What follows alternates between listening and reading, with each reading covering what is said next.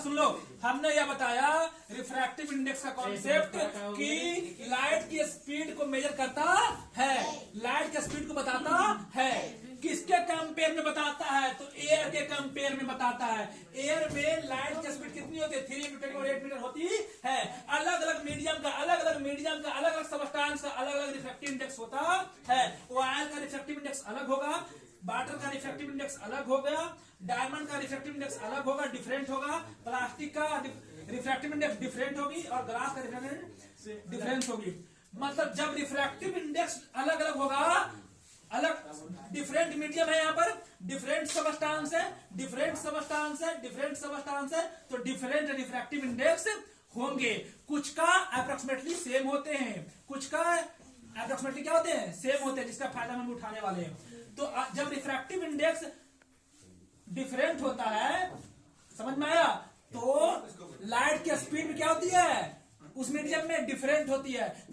जब अलग अलग मीडियम का अलग अलग सबस्टांस का रिफ्रैक्टिव इंडेक्स अलग अलग होगा, तो उस मीडियम में उस सबस्टांस में लाइट की स्पीड भी क्या होगी?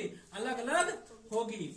जब अलग अलग सबस्टांस का रिफ्रैक्टिव इंडेक्स डिफरेंट होगी, तो लाइट की स्पीड भी उस मीडियम में क्या होगी? अलग अलग मीडियम में डिफरेंट होगी। किसी में ज्यादा होगा, किसी में कम होगा, किसी में ज्यादा होगा, किसी में कम। जिसका रिफ्रैक्टिव इंडेक्स जिस मीडियम का ज्यादा, उसमें लाइट की स्पीड कम।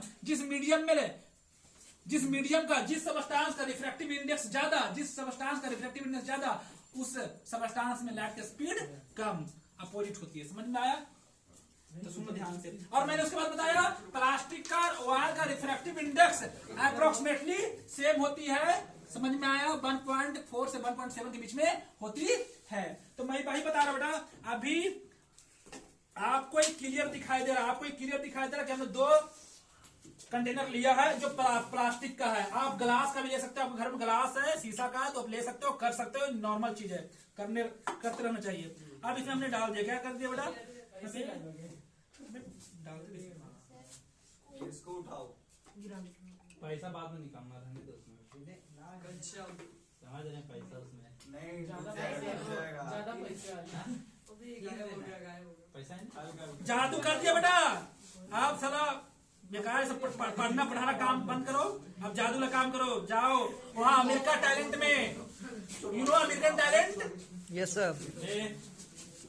मैं उठा रहा हूँ, आप टेंशन ना लो बेटा। आपको दिख रहा है। हमने एक मिनट सुनो ध्यान से, आप ध्यान सुनो।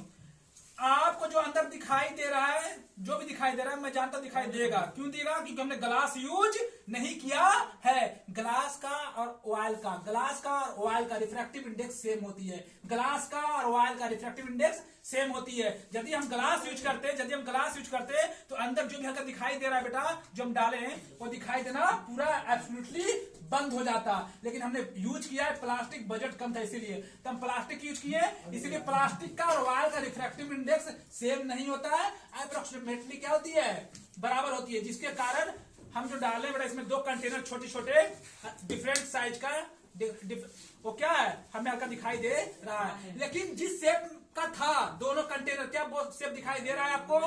जिस शेप का 2 कंटेनर हमें ऑयल में डाला था, क्या वही शेप दिखाई दे रहा है आपको? दे रहा है आपको? नहीं दे रहा है। इसका मतलब ये जो इफेक्ट, ये जो फिनोमेना हो रही है बेटा, ये जो घटना हो रही है, फिनोमेना को हिंदी होता है घटना, जो फिनोमेना हो रही है, उसका पीछे का कॉन्सेप्ट है कौन? Refractive index.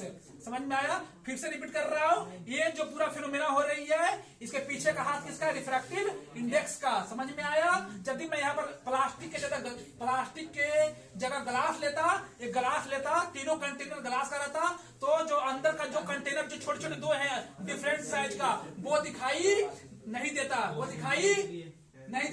लेकिन जब आपको पार्शियली दिखाई दे रहा है कंटेनर दोनों आपको, क्यों? क्योंकि प्लास्टिक लिया है, और प्लास्टिक का ऑयल का रिफ्रैक्टिव इंडेक्स अप्रोक्सीमेटली सेम होते हैं, अप्रोक्सीमेटली। तो कुछ ना कुछ आपको दिखाई दे रहा होगा। लेकिन फिर भी मैं वादा करता हूं कि जिस शेप में हमने 2 कंटेनर डाला था, वो शेप का दिखाई आपको देना बंद होगा, मतलब दिखाई नहीं दे रहा होगा। पक्का है ना?